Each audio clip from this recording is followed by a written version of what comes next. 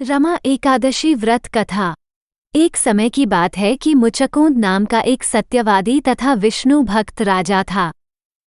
राजा ने अपनी प्यारी सी बेटी चंद्रभागा का विवाह राजा चंद्रसेन के पुत्र शोभन से किया था। राजा मुचकुंद एकादशी का व्रत विधिवत तरीके से करता है। इतना ही नहीं, उसकी प्रजा भी एकादशी के नियमों का अच्छी तरह से पालन करती थी।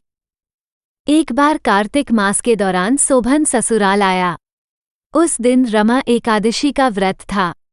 राजा ने घोषणा कर दी कि सभी लोग रमा एकादशी का व्रत नियम पूर्वक करें। राजा की पुत्री चंद्रभागा को लगा कि ऐसे में उसके पति को अधिक पीड़ा होगी, क्योंकि वो कमजोर हृदय का है। जब शोभन ने राजा का आदेश सुना तो पत्नी के पास आया और इस व्रत से बचने का उपाय पूछा। उसने कहा कि यह व्रत करने से वो मर जाएगा। इस पर चंद्रभागा ने कहा कि इस राज्य में रमा एकादशी के दिन कोई भोजन नहीं करता है। यदि आप व्रत नहीं कर सकते हैं तो दूसरी जगह चले जाएं। इस पर शोभन ने कहा कि वो मर जाएगा, लेकिन दूसरी जगह नहीं जाएगा, वो व्रत करेगा। उसने रमा एकादशी व्रत किया, लेकिन भूख से उसका बुरा हाल हो गया था। रमा एकादशी की रात्रि के समय जागर भी अड़ा था। वो रात शोभन के लिए असहनीय थी। अगले दिन सूर्योदय से पूर्व ही भूखे शोभन की मौत हो गई। ऐसे में राजा मुचकुंद ने अपने दामाद शोभन का शव को जल प्रवाह करा दिया था और अपनी बेटी को सती न होने का आदेश दिया। उसने बेटी से भगवान विष्णु पर आस्था रखने को कहा। पिता की आज्ञा मानकर बेटी ने व्रत को पूरा किया। उधर रमा एकादशी व्रत के प्रभाव से शोभन जीवित हो गया और उसे विष्णु कृपा से मंदराचल पर्वत पर देवपुर नामक उत्तम नगर मिला। राजा शोभन के राज्य में स्वर्ण, मणियों, आभूषण की कोई कमी न थी।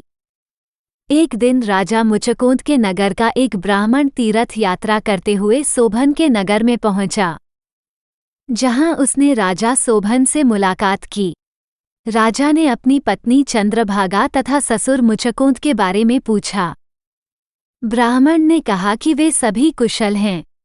आप बताएं, रमा एकादशी का व्रत करने के कारण आपकी मृत्यु हो गई थी। अपने बारे में बताएं। फिर आपको इतना सुंदर नगर कैसे प्राप्त हुआ? तब शोभन ने कहा कि यह सब रमा एकादशी व्रत का फल है, लेकिन यह अस्थिर है क्योंकि वो व्रत विवशता में किया था, जिस कारण अस्थिर नगर मिला, लेकिन चंद्रभागा इसे स्थिर कर सकती है। उस ब्राह्मण ने सारी बातें चंद्रभागा से कही।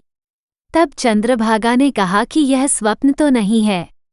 ब्राह्मण ने कहा कि नहीं, वो प्रत्यक्ष तौर पर देखकर आया है। उसने चंद्रभागा से कहा कि तुम कुछ ऐसा उपाय करो जिससे वो नगर स्थिर हो जाए। तब चंद्रभागा ने उसे देवनगर में जाने को कहा। उसने कहा कि वह अपने पति को देखेंगी और अपने व्रत के प्रभाव से उस नगर को स्थिर कर देगी। तब ब्राह्मण उसे मंदराचल पर्वत पर वामदेव के पास ले गया। वामदेव ने उसकी कथा सुनकर उसे मंत्रों से अभिषेक किया। फिर चंद्रभागा ने व्रत के प्रभाव से दिव्य देह धारण किया और शोभन के पास गई। शोभन ने उसे सिंहासन पर अपने पास बैठाया।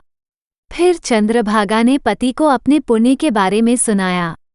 उसने कहा कि वह अपने मायके में 8 वर्ष की आयु से ही नियम से एकादशी व्रत कर रही हैं।